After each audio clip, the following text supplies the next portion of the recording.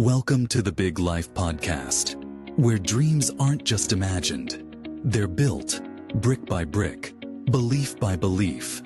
Hosted by Neal Oates Jr. and Robin Lewis, this show is your invitation to discover your amazing capabilities, invest in your growth, and unleash your potential in ways you've only dreamed of. Join Neal and Robin as they dive deep into stories, insights, and tools designed to inspire you to show up big, live intentionally, and give yourself away for the betterment of those around you. Get ready to rise to what you're truly worthy of. The Big Life starts now. Well, welcome back to the Big Life Podcast. My name is Robin Lewis, and I'm excited to be here with my co-host again today, Mr. Neal Oates Jr. Neal, how are you, sir? I'm doing fantastic, man. Always a great day to be here with you and with our Big Life audience. Sir, it's so good to be together with you again as well. And for our listeners today, we're going to just unpack something. The other day, I was at the Live to Lead conference. In fact, I hosted the Live to Lead conference. By the way, let me just put in a little plug for it. If you ever have the opportunity to attend a Live to Lead conference, it's a leadership development experience that can be hosted only by John Maxwell or Maxwell leadership coaches, speakers, and trainers. You know, it's a day of leadership development with world-class speakers, practical advice, stuff you can take and implement the same day after you leave. Just really good. And it's hosted actually all over the world. And so we hosted one here locally in Miramar, Florida. And one of the speakers was Craig Groeschel. And I want to just tell you a little bit about Craig Groeschel. And then Neal and I are just going to have a conversation around the talk that he presented that day. And the talk is based upon breaking the barrier. But just before I get into that, let me share a little bit about who Craig Groeschel is. He's the founding and senior pastor of Life Church, which is an innovative, multi-sized church. And they are the creators of the free YouVersion family of Bible apps. In fact, they just hit recently where they have over 1 billion users. 1 billion with a B. Right? He's a New York Times bestselling author, and he's written 20 books. And through the top-ranking Craig Groeschel Leadership Podcast, he prompts innovative thinking in leaders at every level within a diverse spectrum of organizations. Under his leadership, Life Church is also a 3-time recipient of the Gallup Exceptional Workplace Award, which is based on employee submitted data and recognizes the most engaged workplace sculptures in the world, which in and of itself says a lot about achieving that award as a church, right? And so for our church going people and for our church going leaders, let that be a challenge, right? We actually should be creating cultures that are award-winning, world-recognized, world-renowned. Yeah. And his talk actually talked about challenging the barrier. And it's about thinking different before you do different. And he shared just 4 things that Neal and I are going to kind of just flesh out together here, Neal. So, Neal, you ready to jump in or? Man, I am ready. Yeah. I'm excited. And so immediately when you start talking about thinking different before you do different, and this is where you and we understand the power of the thought, right? And how everything that we do stems from the thought action, the action of thinking itself, and why thinking is so important. So one of the things even before we begin, it makes me think about all the speakers and the coaches and the teachers before us who would say that the hardest job in the world is thinking. That's why so few people do it. And so I'm excited to have this conversation talking about how we're going to think differently before we do differently, because if we think different, if we follow the model, if we think differently and do differently, we should act differently and then receive different results. So I'm excited about this conversation, Robin.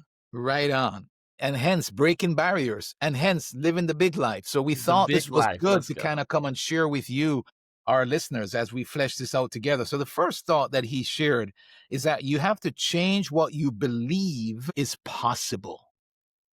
And he suggested that more is possible. I love this quote from him, Neal. He said, "Your brain doesn't know what your body is capable of. Your brain doesn't know what your body is capable of.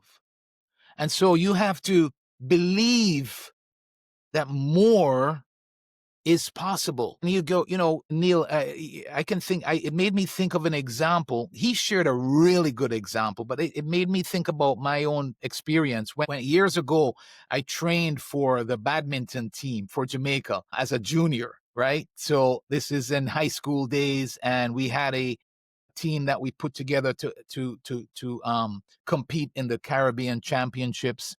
And I was training to be on that team, and they brought in a coach from China to coach us. And this coach, one of the things that he made sure to do was to not just spend the time on the court, playing and practicing and technique and all that stuff, but he spent time on our fitness. And so I remember he used to bring us out to the track where we ran laps 2-3 times a week, Neal. And at the time, I was a little bit chunky, and I didn't believe that I could do a certain number of laps that he wanted us to do. And the point is that he was there pushing us, and it started with me literally having to walk sometimes and jog ever so slowly as I went around. But he had me complete the laps, even if it meant walking, and even if it meant that I was out of breath as I was doing that walk. But the long story short is that by the time a few months down the road, and it wasn't just all of a sudden months, I could Mhm. see that I was doing better. I could do more. I could do more. I could do more.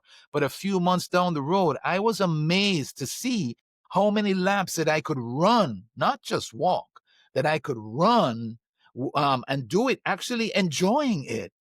And Come so on. that's an example to me of believing that more is possible. And he helped me to do that. I want to pause. And, this is not rehearsed. Anything comes to mind for you in terms of an experience that you've had around, more is possible and your brain not really knowing? So absolutely. So mine comes right down to this thing right here. This book, The Affluent Negroes, that I wrote. I wanted to write a book, but I did not think that a real book was possible. So I told myself that, oh, a little pamphlet is good enough. And then I can lie to myself. And so what happened was I started telling people around me what my goal and my dream and this desire was. But then I would always say, but I've already done this. So if I don't get a formal book, if I don't get one published, then at least I can say this. And I did not think it was possible. What I did not realize and what I didn't accept was that anything is possible. I do believe that, but I had disqualified myself, right? I had told myself that it wasn't possible for me. And so the reason I bring that up is after this experience and during this experience, I started asking my coaching clients two questions. The first one is, do you believe this is possible? And if we're being honest, I believe that we think a lot of things are possible because we've seen other people do it. Where we disqualify ourselves, Robin and audience, is with my follow up question. First, I ask, do you believe this is possible? They'll say yes, and they'll believe it's possible. But then I ask that stronger question, do you believe this is possible for you? And then it's, well, I'm overweight. I'm not from the right background. I don't have the money. Because when you're running that track, Robin, the coach is saying, oh, it's possible. And it's possible because you can see others doing it. But then we get in our own way. Neal tells himself, yeah, but I don't know how to structure a book and I don't know how to do this. Robin might say, yeah, but look at me. I don't have this. And so for me, that was the big switch. And one, we talk about change what you believe is possible. So I have to change what I believe is possible for me. And once I flipped that switch, everything changed. Yes. Right. It's so true. Very good examples and good points, and also how you're helping people with this. If you don't believe something is possible, you'll prove that it's not. Right? That's a thought to consider. If you don't believe that something is possible, guess what? You're going to prove it. And here's a quote that he said, Neal, and I want our listeners to hear this one and write this one down. You can make excuses or you can make progress, but you can't make both. You can make excuses or you can make progress, but you can't make both. Right? And so, Robin, at the moment you say that, it brings to mind the story of Lou Holtz and Brian Buffini, where they're out there playing golf, and Brian Buffini is just making excuse after excuse after excuse of why he's playing bad and life has happened and all this. And Coach Lou Holtz looks at him. He says, "Hey, did you come here to play golf or make excuses?"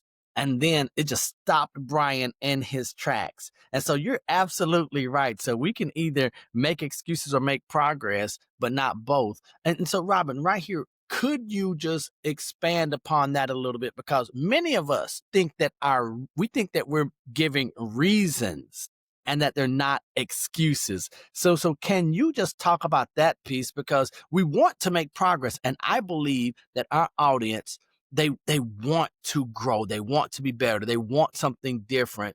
And we might think that we're giving reasons, a Yeah. list of solid reasons, but the reality is they are just excuses with a little bit of makeup on it. Yeah, and that's why, by the way, I think it's good for me, for you, for our listeners to have people in our lives, to have mentors, to have coaches, to have somebody who can come beside you to help you to see this, right? So we're speaking it into you, our listeners today.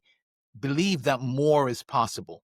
But sometimes we might need people to come beside us to help us. Because sometimes we can't. I believe what you're saying is true, Neal. Isn't it? We don't see it as excuses. We see it as legitimate reasons, right?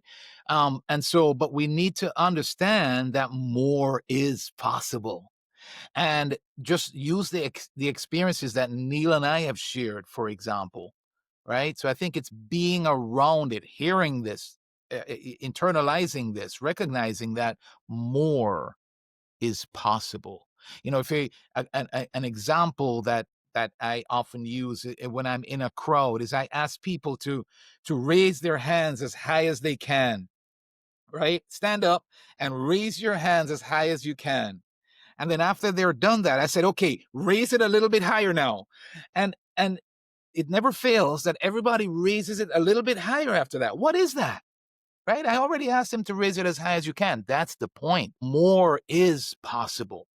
The example that Craig gave at Live to Lead is that when he met somebody in a pool some years ago, the gentleman told him, "I bet you can't stay underwater, and breathing, or underwater without being able to breathe for a minute." And he was going to prove it, and the guy put him down and he timed it, and by the time he got to a minute, he came out and he was out of breath, and he was so proud of himself that he proved that he could do a minute. And then the long story short is that the guy said to him, well, when I work with people, I bet you can do 2 minutes right now.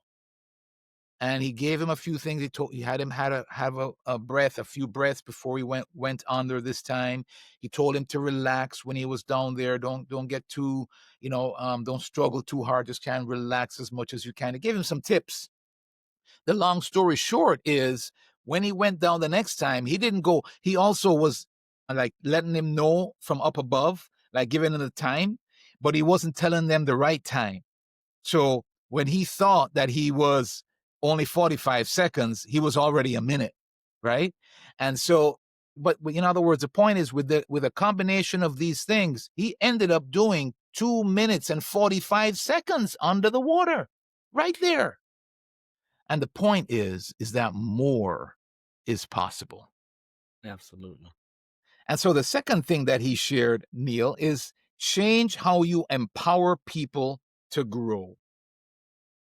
And so we're talking leadership here now, folks. And he's saying you don't just find good people, you build them. So Neil and I have talked about this a little bit.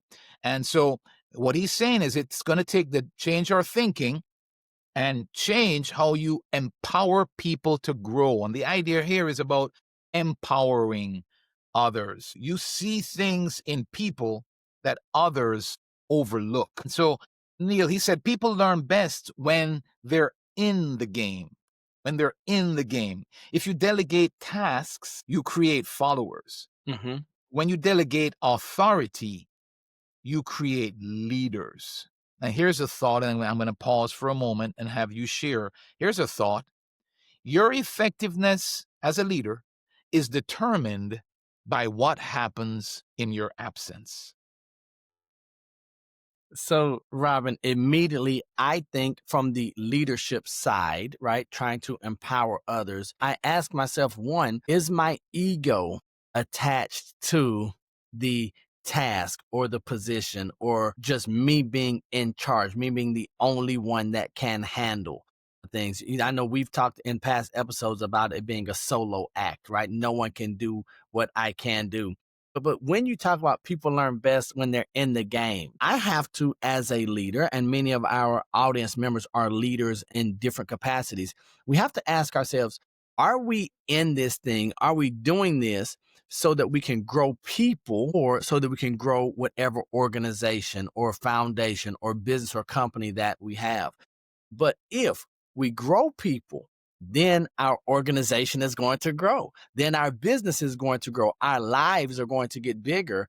And so I love this idea of getting people in the game. Now, here's the challenge for Neal, and I can only speak for Neal. When I put people in the game, which means I delegate authority, not task, when I give them authority, I have to make sure that I check myself, that I check my expectations. Have I been clear? Is there clarity around the process, the expectation? Because the easy and the convenient route, Robin, is for me to delegate task.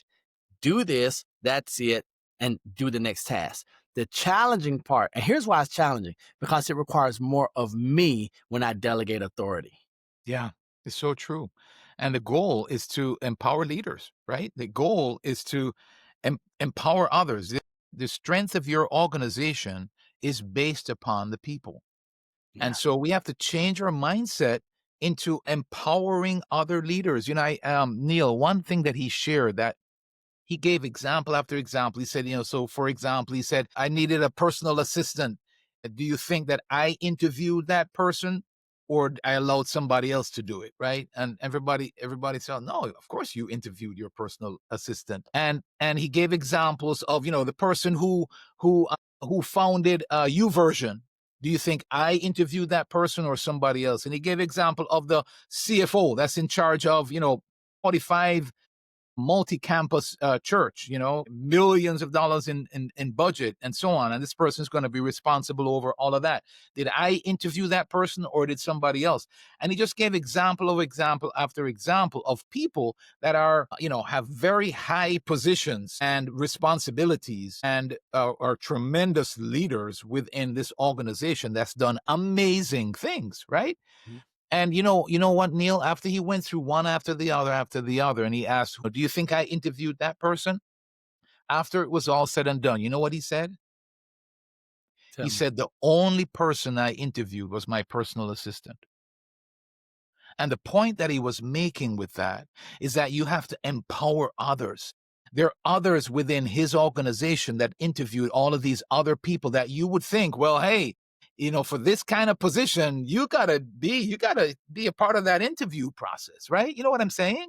Mm-hmm. And it's so that example gave such it hit me, like that's truly empowering others. And so you're building, you're developing, you're allowing people, you're giving them the authority and you're backing them up and you're allowing them to make mistakes and you're encouraging them and you're supporting them and you're challenging them. But most importantly, you're developing them. You're building them. You don't just find good people, you develop and you build them. And so, Robin, that goes back to what we're talking about here in this episode, thinking differently before you Yes. do different. I have to think at a higher level, right? I have to think of someone or as someone who is not focused on control, but who is focused on growth, who's focused on forward movement and momentum and possibility. Because if I think from a place of control, then the things I do, like I'm in every interview process, right? That I'm going to be the one making sure that even though someone has looked at the books, I'm going to be over there and like, are you sure that decimal place is in the right, the decimal point is in the right place? And I might even be dyslexic and telling someone else how to do numbers, right? But when I think as an empowered leader who's looking to empower others, then the things I do are going to show up. And here's what I love about thoughts and actions is that you can tell how a leader, and I'm talking leaders because we're all leaders in some capacity in some area of life, but you could tell how a leader thinks based on the actions they take, right? And so many times we look at the results and say, well, it's just the action, but it goes even further. And that's where we're talking about changing the way we think. And I love the way that Craig has modeled out. And Robin, here's what I would love for you to share a little bit when we're talking about this part here of changing how you empower people. We're looking at Craig Groeschel. And we're like, yeah, but he's in the church world. Yeah, but he's got, you talking about building people. Yeah, but they're Christian, so they're better. And so their belief system, their principles. Yeah, but you don't understand the challenges of what, once again, reasons that we make excuses. So when we talk about empowering leaders and then coming in and not interviewing every person, would you share with that person who is not in the faith world or in the Christian world or church world and how empowering others is a benefit to them and what they do on a daily basis? Yeah, I mean, the potential of your organization is based upon the strength of your people. I think a lot of business owners, Neil, in fact, I'll just put in a plug for you and I and how we help people. Most business owners, when they signed up as an insurance agent, when I signed up and started my own insurance agency, I didn't sign up for leadership and for leadership development. That's not what I got. I was an insurance agent, right? And so most business owners don't sign up for leadership development, but the strength of your organization is based upon the strength of your people. So if the greater organizations, the ones that are grow sustainably, are the organizations that have leadership, more leaders. The more you want to go and grow is the more leaders you actually need to have. And that's the plug that I was talking about, Neil, where you and I can come and help people with leadership development. We can help take that off of your plate because it is not something that everybody signs up for. And as a business owner, a lot of times, because you're caught up in so much and doing so many different things, you're not in a position to really give proper attention to leadership development and developing others. But there's no question about the fact that it puts a lid on your organization. It puts a lid on your potential. And Neil, it happens very much so in the church as well. There we You and I, go. Come on. right? And so it's something that it happens in all facets of our society: education, sports, entertainment, the business world, the church world, and so on, right? Everything, as John Maxwell is known for saying, everything rises and falls on leadership. And it doesn't matter what the organization, your family, everything rises and falls on leadership. Such a good point and good question, Neil. And so we'll go on to number three. Number three he shares is that, and this is number 3 of 4, right? So the first one is to change what you believe is possible. Recognize that more is possible. Change how you empower people to grow is number 2.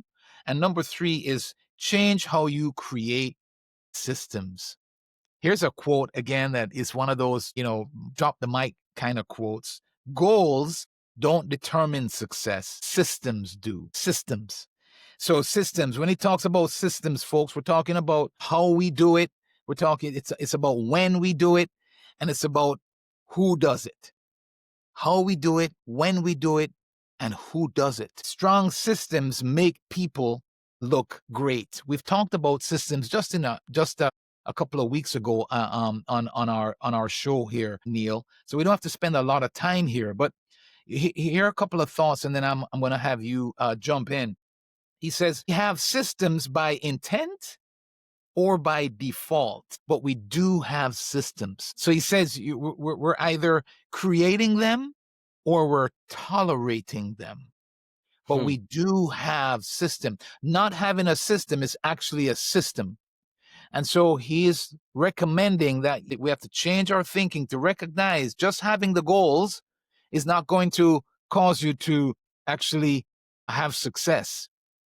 It's the systems that cause us to have the success. I can give you an example right now in my life. You know, Neal, I'm embarrassed to say I'm actually saying this out there in the public for people to hear. But I had a weight goal this year. We're recording this in the year 2025. It's in the month of November, ending up the month of the November here of 2025. And I realized that I not only was I not any closer to my weight goal, I actually had put on a couple of pounds. So hear me on this now. We're 10 months into this, almost 11 of my goal, and I weigh more than I did when I set the goal. Maybe there's some people that can relate to that, but here's the reality now. I had to stop, and I said, listen, I have a couple of months here to get this done still. What do I need to do? And Neal, I had to put some systems in place that I didn't have in place. You know, and so I have a systematic thing now that I check off on a daily basis. There's some things that I decided I'm going to cut out. There's some things some exercise that I decided I'm going to do every day, you know.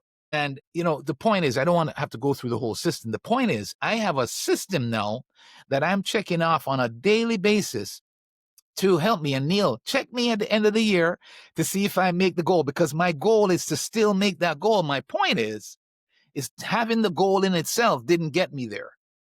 Right. And it's embarrassing to say it's taken me this long to get to have this system in place.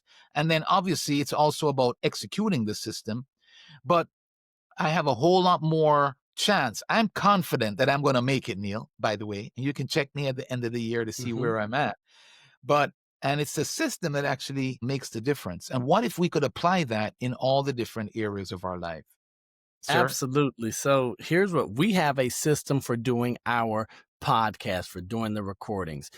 I have a system for running my business that I'm still writing stuff down on paper. Darren Hardy has his living your best year ever. And it's nothing more than checking, making sure that I do things daily and weekly so that the goals that I put in here, I have a system, an intentional system, not by default, right? Not that I tolerate, one that I've created to get the goals. And here's the beautiful part about the system. It does make me look great. It makes me look great because day by day, week by week, month and quarter, it's, Neal, you're really making progress. And here's what I'm going to tell you about the system. The system is not sexy. It's not one of these things where avoid, do this one thing one day and poof, it's going to be the Big Bang Theory. No, Right. It's do this, day 2, day 3. But here's what I love most about creating the right system and implementing the right system, especially when it comes to my people.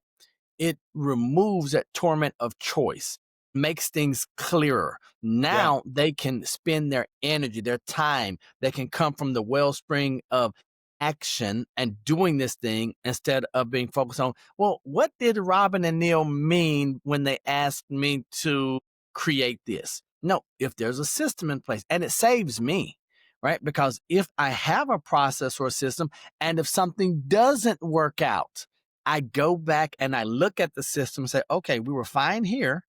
Right here, we were doing good. That's where the system is broken. Yes. And then I can come in and I can make adjustments. Yes.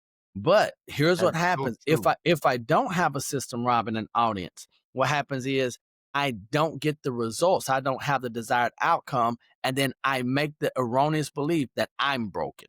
Right. Yes. Then we start saying those things about ourselves.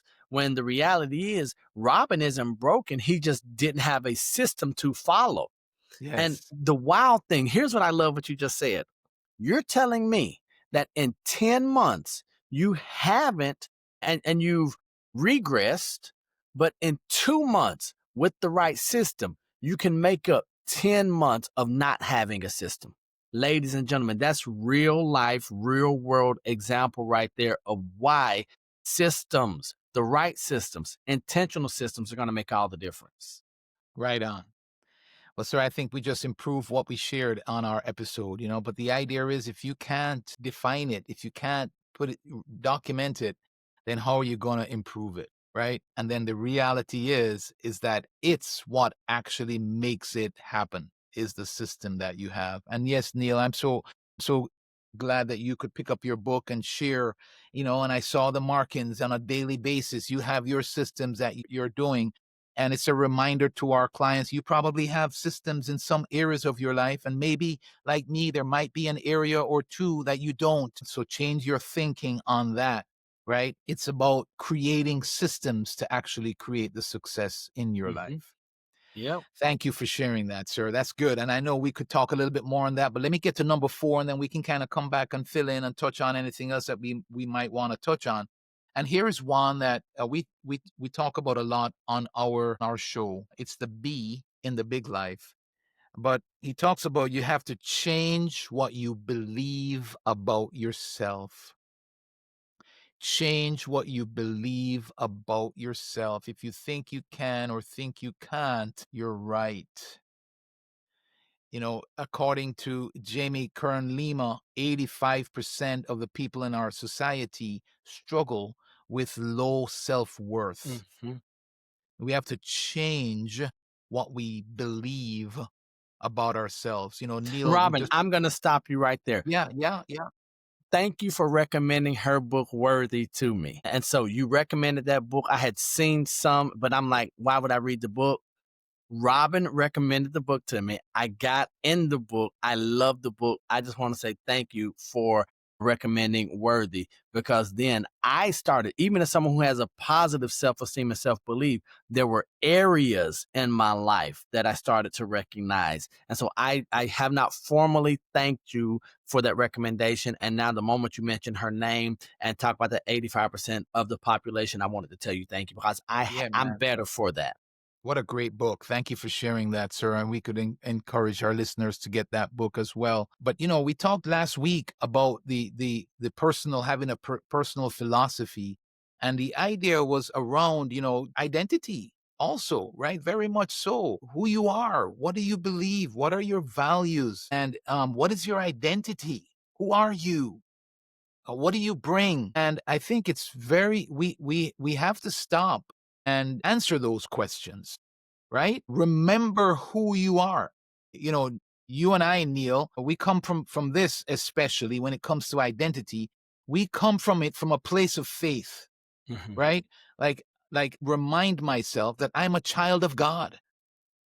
That's my belief. I don't want to put my belief on you, our listeners, but that's my belief. I am a child of God, right? That I am made in his image. So my ability to love, to think, to create, and to lead are a reflection of the nature of our creator, right? And so change what you believe about yourself. If I am that person, then there's some capabilities that I have that I'm not recognizing.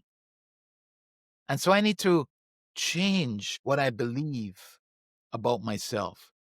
John Maxwell always talks, Neal, and I'm going to give you a chance here in a moment. He always talks about this idea of thinking abundantly, right? You're a person of abundance.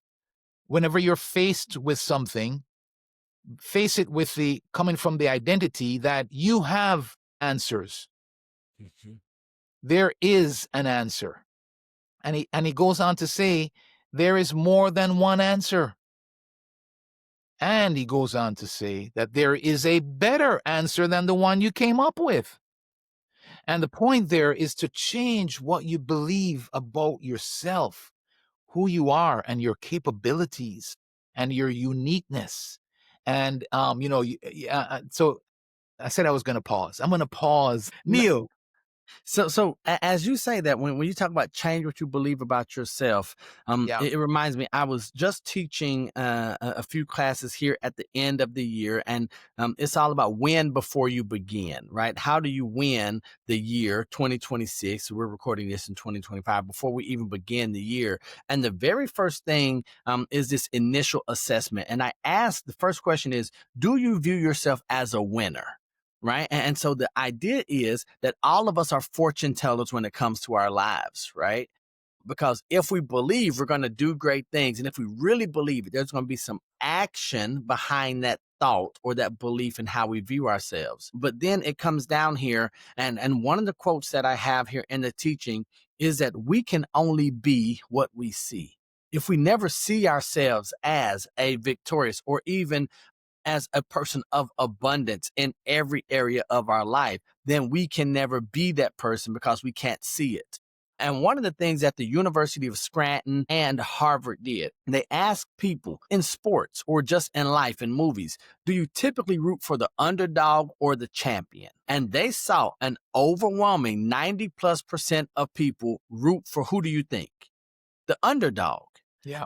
And studies show the reason that people, well, first, they said the people who typically root for the underdog achieve less in life than those who root for the champion.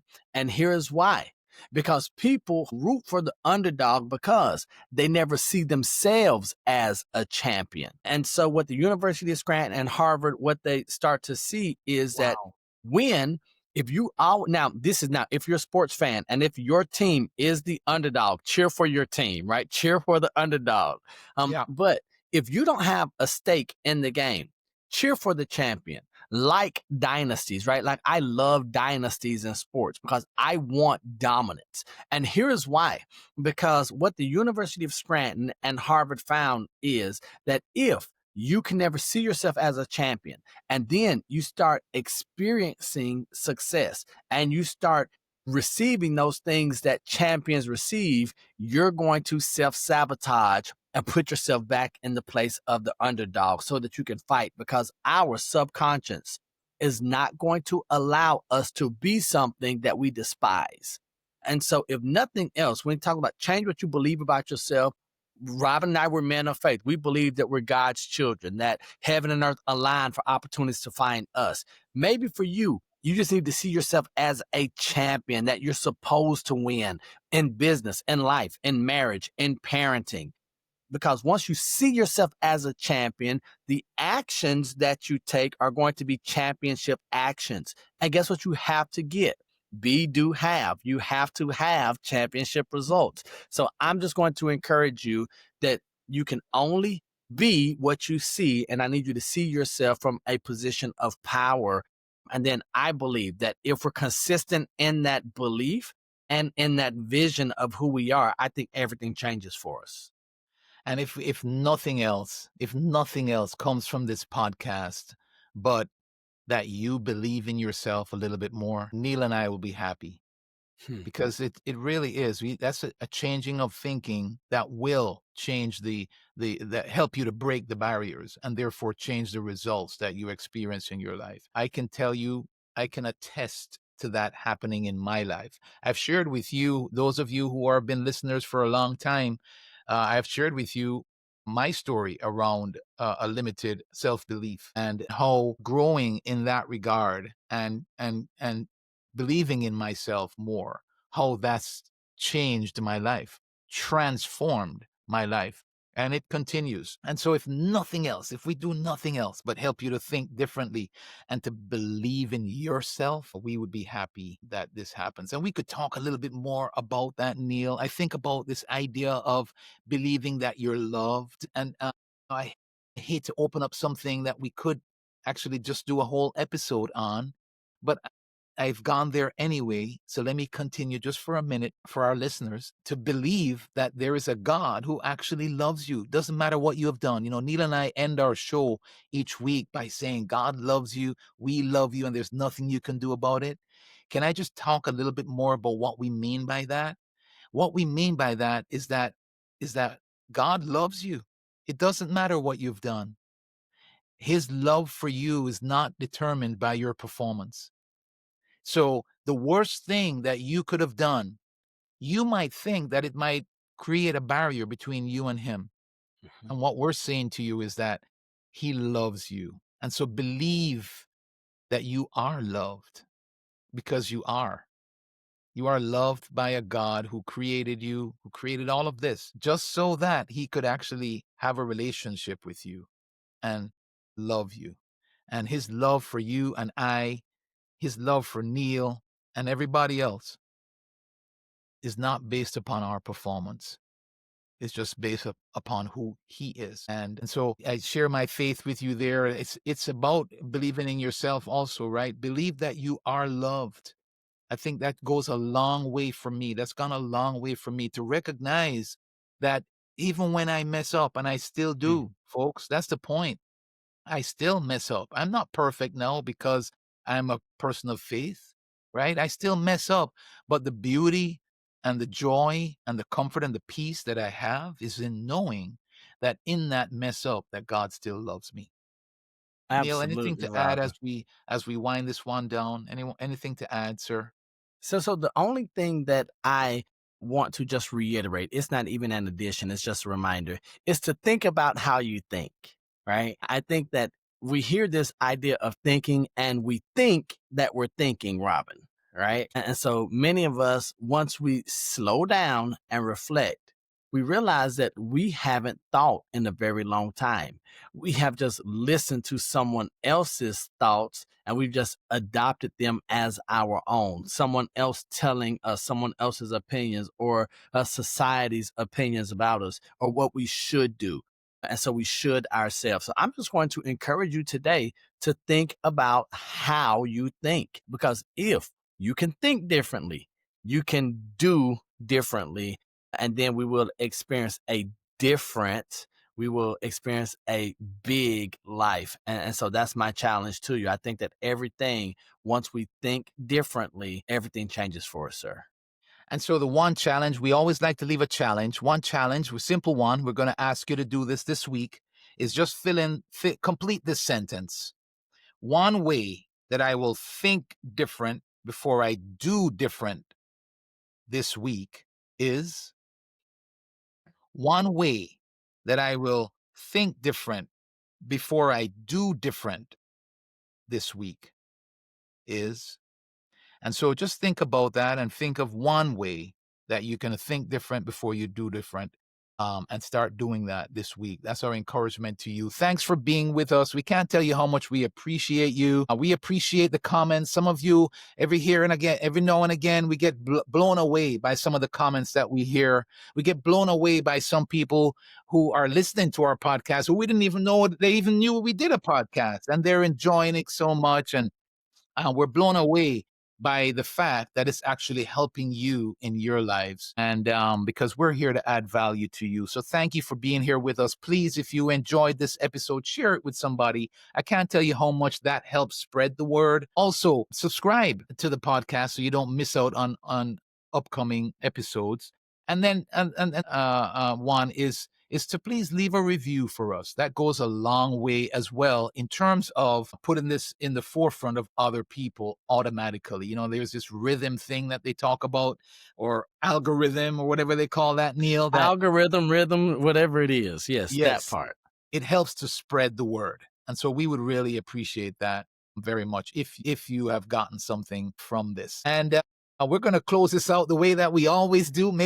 Maybe a little bit more meaningfully now to some of you who heard what I shared a little bit earlier on. But God loves you and we love you, and there's nothing you can do about it. And until the next time you see us or we see you, remember, we're right there with you. Peace. Peace.